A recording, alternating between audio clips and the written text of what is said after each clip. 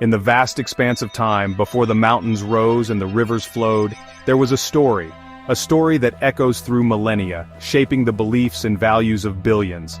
This is the story of Adam, the first human, the father of humanity. This is the story of creation, of obedience and disobedience, of love, loss and redemption. It is a tale found in the sacred texts of Judaism, Christianity, and Islam, a testament to the enduring power of faith and the profound relationship between God and humankind. Join us now as we journey back to the dawn of time, to witness the miraculous moment when God, the creator of all things, brought forth life into the world. It is a story that has resonated through generations, reminding us of our place in the grand tapestry of existence. The story of Adam is not just a historical account, it is a timeless parable, offering profound insights into the human condition. It explores themes of free will, temptation, sin, and forgiveness, reminding us that even in our imperfections, we are capable of seeking guidance, seeking forgiveness, and ultimately seeking a path back to our Creator. Join us as we delve into the story of Adam, a story as old as time itself.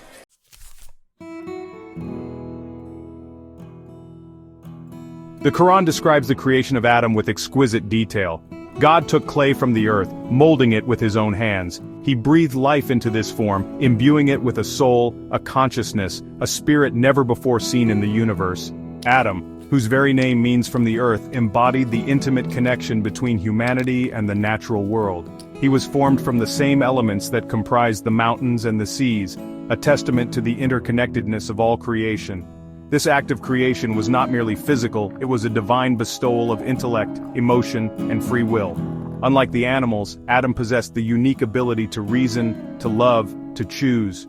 He was granted dominion over the natural world, entrusted with the responsibility of stewardship and care for God's creation. From the moment of his creation, Adam was aware of his unique relationship with God. This understanding formed the foundation of Adam's faith and shaped his early days in paradise.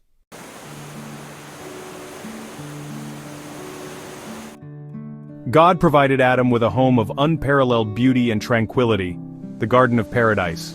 It was a place where rivers flowed with honey and milk, where trees bore fruit in abundance, and where peace and harmony reigned supreme. Here, Adam could explore the wonders of creation, marvel at the diversity of life, and live in perfect harmony with nature.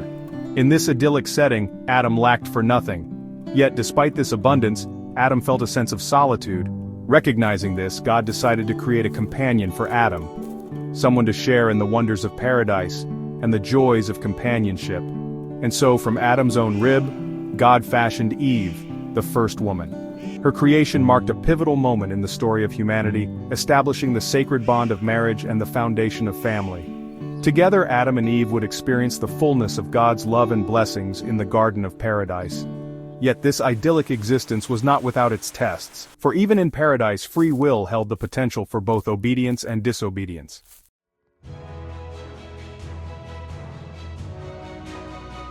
The creation of Adam was witnessed by the celestial beings, the angels. God summoned his angels to witness the creation of his most beloved creation, humankind. A hush fell over the celestial assembly as God presented Adam, formed from the dust of the earth, yet imbued with a divine spark. Among the angels there was a sense of wonder. Never before had they seen such a creature, one that walked upright, possessed of intellect and free will. The angels, who had existed in a realm of pure spirit, were captivated by this new being, so different from themselves yet so clearly a reflection of the divine. God instructed the angels to prostrate themselves before Adam, a sign of respect for this new creation. The angels, ever obedient to their Lord, immediately prostrated themselves, acknowledging the special status bestowed upon Adam, all except one. Iblis, a powerful jinn, refused to bow down, setting in motion a chain of events that would test Adam and his descendants for generations to come.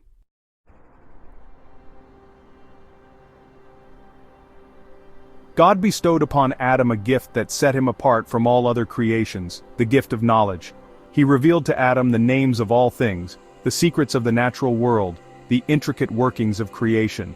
It was a knowledge that surpassed even the angels, a testament to God's special favor upon humankind. Adam, eager to learn, absorbed this knowledge like a sponge, marveling at the intricacies of the world around him. He learned to identify the plants and animals, to understand the rhythm of the seasons, to appreciate the delicate balance of life. This gift of knowledge was not merely for Adam's own benefit, it was a responsibility, a trust bestowed upon him by his Creator. Adam was to use this knowledge to cultivate and care for the Garden of Paradise, to ensure the harmony of creation, and to live in accordance with God's divine will. Eve, created as Adam's companion and equal, shared in this gift of knowledge. Together, they explored the wonders of paradise, delighting in the beauty of the natural world and deepening their understanding of God's creation. Their thirst for knowledge was a reflection of their innate desire to connect with their Creator, to understand His will, and to live in harmony with His divine plan.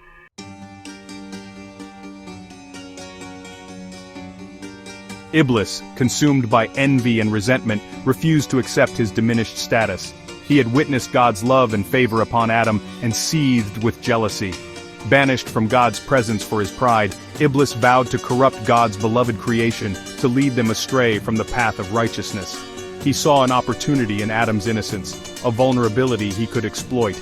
Disguising himself, Iblis approached Adam and Eve, his voice dripping with honeyed words.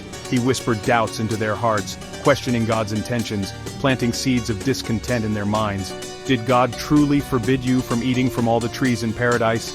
he insinuated, his voice a cunning blend of concern and temptation. Adam and Eve, who had known nothing but the abundance and generosity of God, were taken aback by Iblis's words. They had lived in a state of pure bliss, unaware of the concepts of deception and temptation. Iblis's words, like a serpent's venom, began to erode the foundation of their trust in God's commands.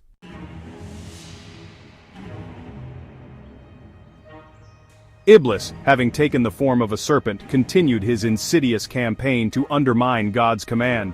He slithered closer to Adam and Eve, his voice a silken whisper that belied the darkness within. "Look at this magnificent tree," he hissed, his forked tongue tasting the air. "Its fruit is so enticing, so full of knowledge. Could God truly deny you such a gift?" Eve, her gaze drawn to the glistening fruit, felt a surge of curiosity. She had never questioned God's word before, but the serpent's words planted a seed of doubt. "God told us not to eat from this tree," she replied, her voice hesitant. "He said that if we do, we will surely die." "Die?" scoffed the serpent. "Nonsense. God only said that because He knows the power this fruit holds."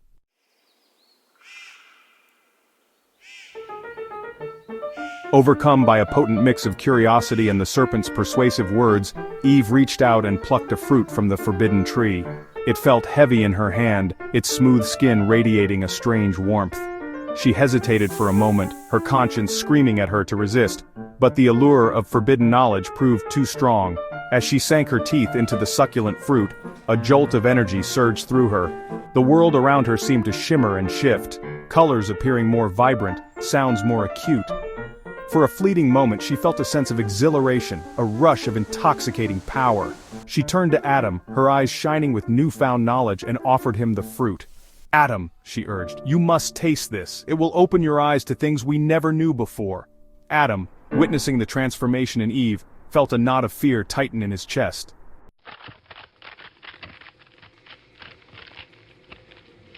As Adam swallowed the forbidden fruit, a profound shift occurred within him. The tranquility and peace he had always known were shattered, replaced by a crushing awareness of their transgression. The world, once a tapestry of vibrant innocence, now appeared tainted, the weight of their disobedience a heavy cloak upon their shoulders. The most immediate consequence of their disobedience was the realization of their nakedness. Where once they had felt no shame in their natural state, now they were overwhelmed by a sense of vulnerability and exposure. They hastily fashioned coverings for themselves from leaves, their innocence lost forever. The harmony of paradise was irrevocably broken. God, who had always been close, now felt distant, separated from them by a chasm of disobedience. His presence, once a source of comfort and joy, now filled them with dread. As God's voice echoed through the garden, Adam and Eve cowered in fear and shame.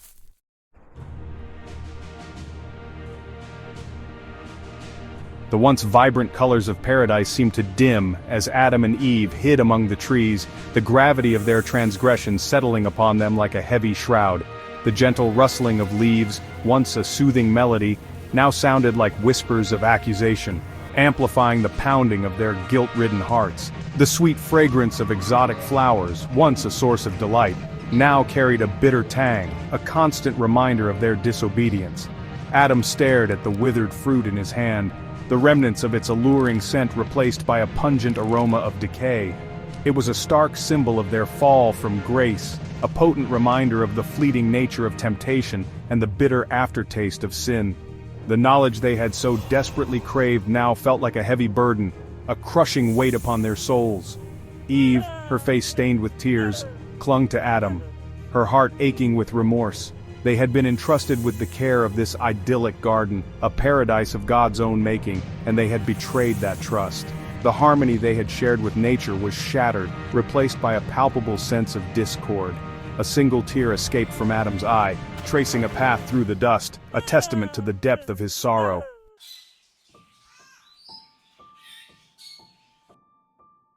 The tranquility of paradise was shattered as a voice both powerful and sorrowful echoed through the garden. It was God, their creator, his presence unmistakable, his disappointment palpable. Adam and Eve, their hearts pounding in their chests, knew they could no longer hide from the consequences of their actions. Adam, Eve, God addressed them, his voice resonating with a mixture of sorrow and disappointment. "Where are you?" It was not a question born out of ignorance, but an invitation to confess, an opportunity for them to acknowledge their transgression and seek forgiveness. Trembling, Adam and Eve emerged from their hiding place, their heads bowed in shame. They stood before their Creator, stripped bare, not only of their physical garments but also of their innocence and their pride. The weight of their disobedience pressed down upon them, making it difficult to even meet God's gaze. "Lord," Adam stammered, his voice trembling with a mix of fear and remorse. "We heard your voice in the garden and we were afraid because we were naked, so we hid."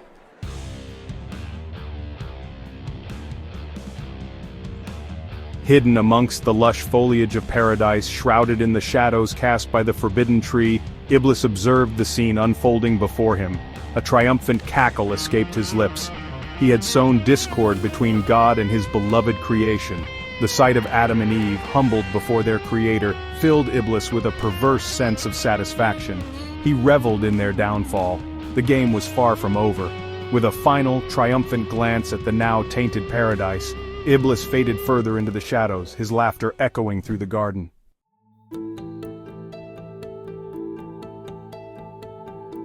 God, in his infinite wisdom, saw beyond Adam and Eve's initial attempts at deflection.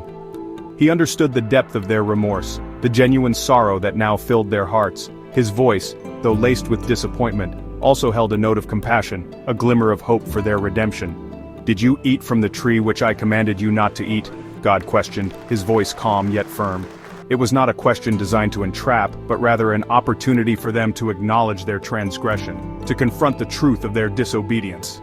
Adam, emboldened by God's unexpected mercy, found his voice. "Yes, Lord," he confessed, his voice laced with remorse.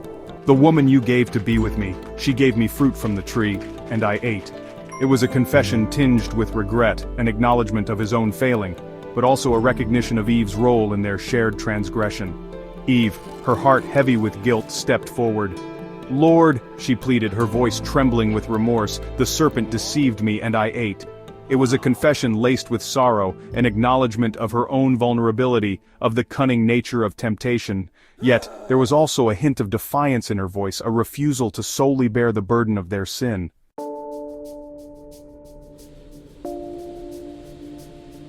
God listened patiently as Adam and Eve offered their explanations, their voices laced with regret. He saw the depth of their remorse. Yet consequences were necessary. Turning to Adam, God spoke, "Cursed is the ground because of you, in pain you shall eat of it." The abundance and ease would now be replaced with toil and hardship. Adam knelt on the ground, his fingers sinking into the soil. He could feel a shift in the very essence of the earth. No longer would sustenance come effortlessly. Turning to Eve, God continued, "I will surely multiply your pain in childbearing. In pain you shall bring forth children. Your desire shall be for your husband, and he shall rule over you." The intimate bond between man and woman would now be tinged with a measure of pain and struggle.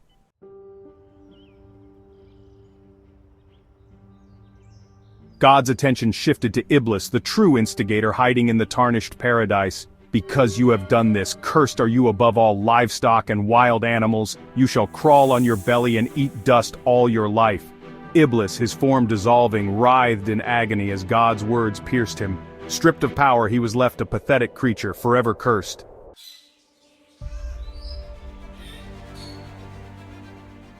The time had come for Adam and Eve to depart the only home they had ever known.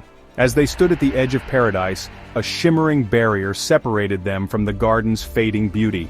Their time in paradise was over, but their journey as humankind was just beginning. Hand in hand, Adam and Eve stepped across the boundary into the unknown world beyond.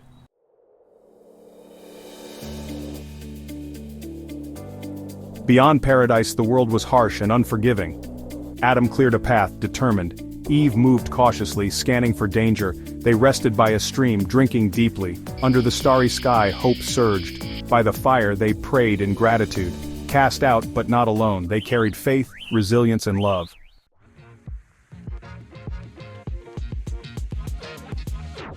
The story of Adam is a poignant reminder of the balance between obedience and free will, the allure of knowledge and the consequences of transgression. Formed from the earth, Adam was granted dominion over creation, entrusted with tending to God's garden, a paradise of harmony and abundance. Yet the gift of free will carried the potential for both righteousness and disobedience. The story of Adam transcends cultural and religious boundaries, serving as a foundational narrative for billions across the globe. It reminds us that we, as humans, are inherently flawed, capable of both great love and devastating mistakes. The consequences of Adam's actions, the loss of paradise and the hardships faced by his descendants, serve as a stark reminder of the weight of our choices. Yet, amidst the sorrow and hardship, the story of Adam offers a glimmer of hope, a testament to the enduring power of forgiveness and redemption. Despite their transgression, Adam and Eve were not abandoned by their Creator. They were given guidance, shown mercy, and entrusted with the responsibility of navigating the challenges of a world now touched by sin. Their journey, from the idyllic paradise of Eden to the harsh realities of a world forever changed by their actions, mirrors our own human experience. We are all, in a sense, children of Adam, inheritors of his legacy, striving to find our way back to a state of grace, seeking knowledge, seeking forgiveness, and ultimately, seeking a reconnection with the divine.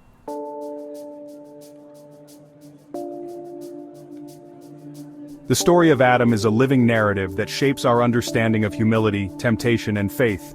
It reminds us of our capacity for forgiveness, learning from mistakes, and striving for a better world. We are all part of a larger narrative, bound by shared humanity and divine connection.